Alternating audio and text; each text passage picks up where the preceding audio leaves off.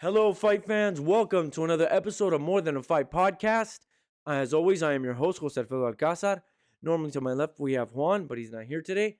Behind the camera, we have John. And this one is dedicated to the world of boxing.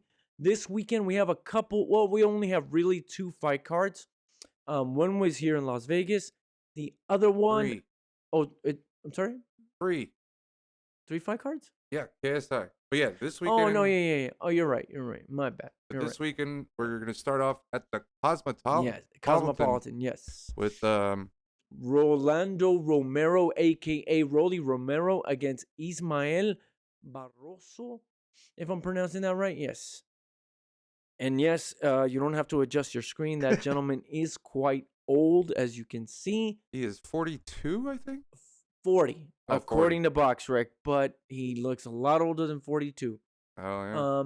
This unfortunately isn't the opponent that Rolly Romero was supposed to have. It was supposed to be Alberto Puello, who is a champion or was a champion at the time, and that was going to be the fight. And even then, I was upset with it. I'll get into that in a little bit, but let's touch on Alberto Puello real quick, John. What do you think of Puello and what happened with him? Well, he's a dummy. He got busted. Like, listen, Vada isn't that crazy, or is it Wada or whoever got I'm pretty sure it was Vada. Vada, right? So that's voluntary. Yep. You know what I mean? Like, when you're gonna get tested. Kind of like, I don't know. But I think the guys that do it assume they're going to cycle off by the time they get tested. But to my knowledge, VOD is supposed to be random. So who knows? I think half of these guys just think they can get away with it. But what upsets me the most, I'm sorry to cut you off, is that to my knowledge, at this very moment that we're doing this podcast, which is Thursday night, Alberto Puello still has not been stripped of his title, to my knowledge. I could be wrong, but I'm pretty sure that is accurate. No, you are accurate. So it is a weird thing. He has not been stripped of his title because they haven't tested the A sample or the B sample. Yes. Right? So the B sample results hasn't come back yet. But this Romero versus Barroso fight is for his belt. Well, actually, it's been switched to interim because that's what I thought as well. I thought it was for his belt, but now it's an interim title. But they say, I think it's more than that because the WBA are basically saying like there's a guaranteed fight after that, but we'll touch on that a little bit. But so how do you see the fight going? If Rolly doesn't win this fight convincingly, then Leonard Ellerbe needs to stop saying he has two good to great fighters, because right now he only has one, and that's Tank Davis. And I bring up Leonard Ellerbe because he represents Mr. Romero there, and he claims that Romero is his other great fighter. Romero should win this fight by knockout. If this fight even goes the distance, and let's say he does 12 rounds of dominance, that will still not be enough for me. Romero should win this fight easy. With all due respect to Mr. Barroso, you're 40 years young. He's been beaten by some good guys, but it was a couple moons ago. So this fight should be a foregone conclusion. With all due respect again to Mr. Barroso, who was supposed to be on the card, I'm sorry, but obviously was moved up to the main event because Puello got suspended. So it's a foregone conclusion that Rolly should win. Now, what you touched on, the winner is going to be the mandatory for O'Hara Davies, who is a British fighter who holds a mandatory status. So the winner fights O'Hara, and then O'Hara versus whomever wins, which should, let's say it's Rolly, they will fight Puello. Assuming Puello doesn't get stripped, which he should. Yeah. So maybe this fight, whoever wins and fights O'Hara, will be fighting for the vacant title, which is how it should be. Strip Puello, then put the title up for O'Hara and Romero to fight for. That's how it should go. Yeah, I think it'll be interesting to see. Another thing we have to kind of touch on is how trash this card is. Oh, yes. So unfortunately, This Rolando Romero fight, they have not been pushing it. I don't think so. And then when you actually find out, the entire card is only 3 fights. Yeah, and I'm assuming whatever isn't listed on here are gonna be just guys that are up and coming that we've never heard of, or they're freshman guys that are just still very green and No, they're not even even on worth putting on the card. even Showtime's website, they only have it listed as 3 fights. And on here, the best fight, honestly, is probably Rances Barthelemy against Omar Juarez. And Juarez he's good, but how good? So even that, I would say that one's the best fight. If we're talking about um um even skill wise, Right, right. is Barthelemy and Juarez. But the main event is gonna be Romero and Barroso. Yeah, So I mean, this is kind of crazy that I don't know. I just find yeah, it kind of crazy. Like, it's only 3 fights. and yeah, Why isn't Rolly? I mean, Rolly, the only loss he has is and Tank Davis. that's what I wanted to. That was the next thing I wanted to touch on, because I asked you to include Jack Catterall in this because of the following thing, and this is my opinion. I can't believe that somebody who got knocked out the way Rolly got knocked out, the way he was talking, is getting a potential shorter path to a title fight than somebody like Jack Catterall, which is garbage. And they're both fighting in the same weight division. Jack Catterall can't even get the rematch against a guy he beat in Josh Taylor, in my humble opinion. But somehow Rolly Romero, who got knocked out by Tank Davis, who ran his mouth, is potentially going to have a title shot in his next fight. And what's crazy is he was supposed to have a title shot in this fight, but Puello got busted. But Jack Catterall can't even get a rematch against a guy he beat, and he's supposed to be undisputed. This is why sometimes boxing drives me insane. Not sometimes, but there are too many times when they do things like this that make my head want to explode. Jack Catterall deserves a title shot. Instead, he's going to be fighting somebody on the 27th. I can't think of off the top of my head who it is, but it drives me crazy. And the only reason Romero's getting this fight is because he knows how to run his mouth. That's it, really. That's the only reason. He has some kind of entertainment value. Catterall's fighting Dara Foley, Okay, so somebody that we really Irish haven't heard fighter. of, aren't Yeah, 100% familiar with. But my point being is it's bullshit that somebody like Jack Catterall, who, and again, this is my opinion, beat Josh Taylor in his backyard for undisputed. But Josh Taylor got that fight, which is bullshit. But again, how is Rolando Romero getting this fight? Other than the fact that Puello's with PBC, Puello's with Showtime, Romero has Leonard Ellerbe as his guy. And again, it's all under the umbrella of PBC. And that's the only reason he's getting bumped up to get another title shot. Jack Catterall's undefeated. He did not lose to Josh Taylor. And even if you think he did, it was a damn close fight, unlike Romero, who got knocked out. But I digress. I don't know. What do you think about it? no, I agree with you. But then again, like Rolly, one, I think it's also like Rolly's American boxing. He's promoted by Lennon LLB, so it gets him, a little shortcut. Just because he's in the U.S., they can sell a bigger fight.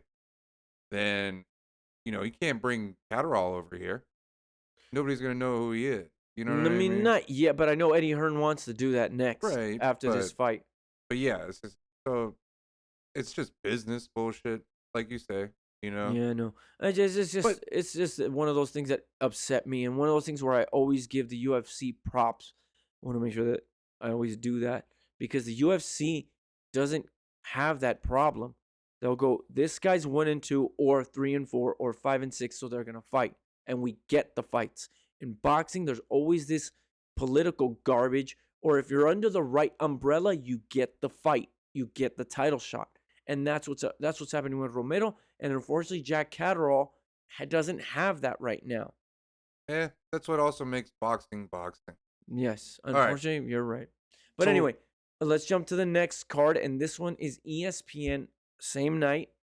And it is the middleweight. daytime. Oh, it's during the day? Yeah, we're talking about Janibek versus Butler in the UK. Oh, it's going to be in the UK? Yeah, yeah, yeah, Wow, yeah. how did I miss that? Let me make sure. Uh, Whoa, no, what wait, it arena? is in California. Oh, that's what I was going to say. It's Stockton Arena. Okay. I thought it was in the morning. But No. anyways, my bad. Okay, Stockton Arena in California. Got it. Yes. And yeah, we have Janibek, Versus Steven Butler. yeah, Kazakhstan. Mm.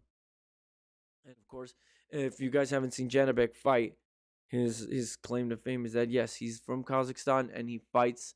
I guess he's taking a page out of Gennady Golovkin, saying he fights Kazakh style, their own version of Mexican style, if you will. But yes, Janibek, he's looked good, but not great. Yeah. I think he had his opportunity to look great against the British fighter that he fought recently, his last fight, which was Bentley. Yeah, Bentley.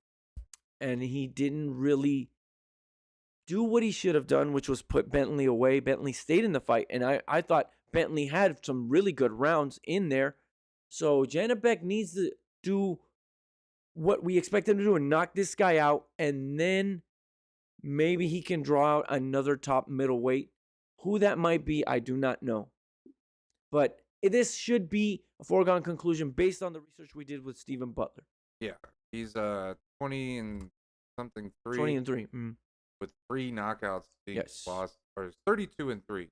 32 and 3 with 3 knockouts as lost.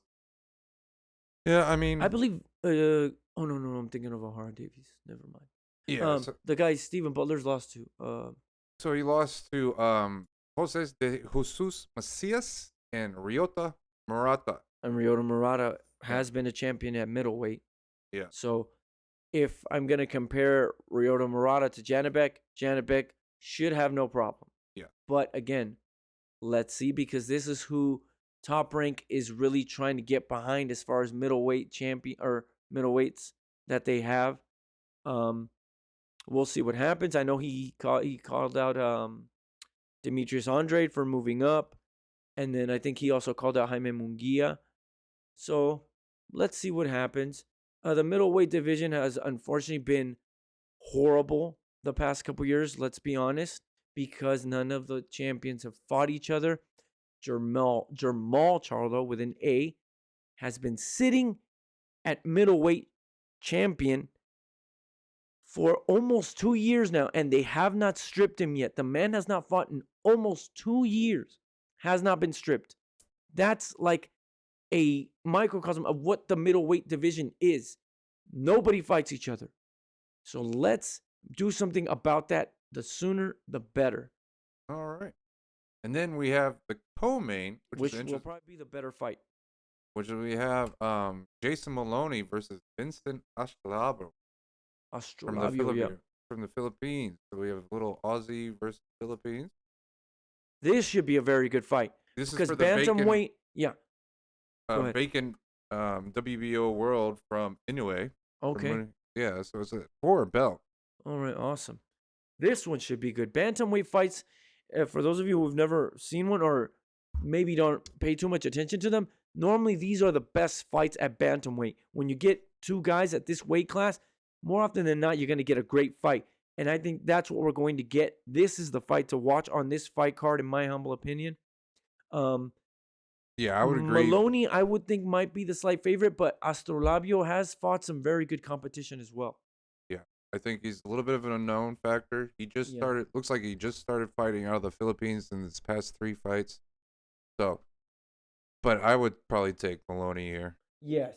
I think it's going to be a good fight. I wouldn't be surprised if Astrolabio actually brings it to him, and because Maloney's a little chinny. Yeah, he's been put down before. But the one guy Astrolabio fought, which is the most notable, is Guillermo Rigondeaux. Yeah. Unfortunately, there was a different Guillermo Rigondeaux, and I believe this was after his accident that he fought Astrolabio. So that says a lot too. But again, bantamweight always produces great fights. So if you're gonna watch one with an interest in seeing a good fight, this is the one. Yeah, and I think the whole card is probably the card to watch. Oh yes, as far as like top to bottom, I agree. Yeah, we do have some decent fights on there. Got some undefeateds coming in. Yeah, and you're gonna have Fernando Vargas' kid Amado on here as well. Yeah, I know they're slowly bringing him along. Gabriel Flores Jr. we'll see how he looks. Unfortunately, he's had some tough losses and some fights where he took a lot of punishment. So I'll actually be looking to watch that particular fight just to see how he looks. Then Javier Martinez, I've never heard of, but he's fighting an undefeated fighter as well, Sean James. So that one could be interesting. So, I'm surprised that they're pinning two young guys, one 8-0, one 7-0. So yeah, they're right maybe they're next doing to it each for a other, reason. ranked 81, 85. Mm-hmm. So So should that be one could be very good if yeah. people want to tune in early. That's one to look for. Yeah, so should be good fight. Mm-hmm. And then though the one I was thinking of that it is in the UK is Misfits 7 with KSI versus Joe Fournier, which is he's actually a professional boxer. Joe Fournier. Right. He is 9-0, undefeated. I feel like I have heard of him, maybe even seen him on one of the undercards. Yes, he was on a Rougarou, Regis Prograis undercard. Was his last fight. Hasn't fought With since Cepeda? 20. Was No. that the one? It was hold on. But yeah. Yeah, because I know I've seen him. Now that I'm like trying to jog my memory, it sounds familiar. Yeah. Fournier. British boxer. He last fought against in 2021 against Andres Felipe Robledano Londano. Okay. Rondano. Okay. Londano. Got and it. it was a pro debut for him. In Atlanta. Yeah, but it was under the Regis Rougarou Red Cock fight. Oh, Ivan Red Catch. Oh yeah, no, this was a while back It was his then. first fight, so he hasn't fought in a couple of years. Yeah. You know, so should be interesting. And I mean, listen, these guys, I kind of feel like these guys know how to fucking sell it. You know what I mean? They know what they're doing. They're gonna fill that arena, no problem. And the DAZN is like keep making them. You know that's I mean? what I was gonna say, because I'm always reluctant with this Misfits stuff, but obviously they're doing something, because if DAZN keeps pitching them, it's for a reason. It's because they're making money. Maybe not here, but they're making money in the Look, UK. you got Anthony Yard over there. What the hell? I just missed. Oh, he was there? Yeah. He was in the background. And KSI is British, in case people were wondering, which for a while I wasn't aware of. But yes. Hold on. Yeah, he's great. Oh, Derek Chisora is there too. God, he's everywhere. Okay. But I wonder if he has an investment in this. Yeah, you see Worley right there? Oh yeah. Is that David Hay in the Oh no, background Anthony too? Yard, sorry. That's Yard, right? Heavyweight? Anyways. But anyway, yeah. There he is. But yeah, You no. see? Oh, that's David Hay in the background with the shades? Yeah. That's Hay, David sorry. Hay. Yeah, the he's guy a who former fought Fury. champion. Yeah. No, yeah. He's a notable person too. Yeah. But no, yeah, you're right. Obviously, they're making money off of these.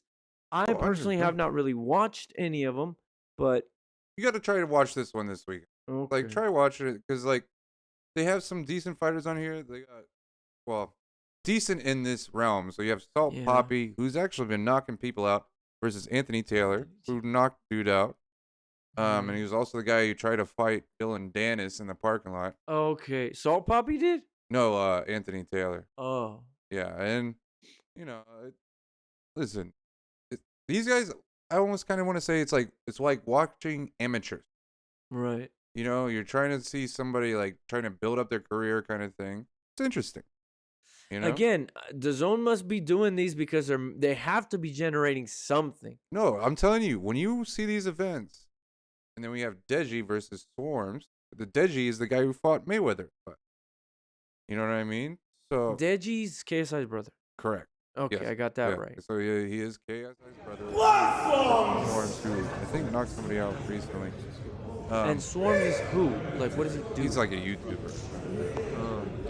Guys, stand there, please. But yeah. Swarms, Deji, stand there. And like I said, when you see this, like if you watch the arena's full. Fucking That's packed. what I'm saying. Obviously, they sell tickets. Yeah. So little something to watch in the morning, you know. I mean, and we just touched on freaking Romero and Barroso. So Yeah, I mean, I don't know if I would go even if they gave me a free ticket. With all due respect to those dudes. So I might show up for the main. That's what I'm saying. It's like, okay, I'll stumble in after a few, but yeah. Yeah. But anyway, I think that covers everything, right? Yep. Of course, guys, like we said in the beginning, please like, comment, subscribe, check out our social media feeds, TikTok, Twitter, Instagram, Facebook, all that good stuff. And as always, thank you very much, John. All right. Just bleed.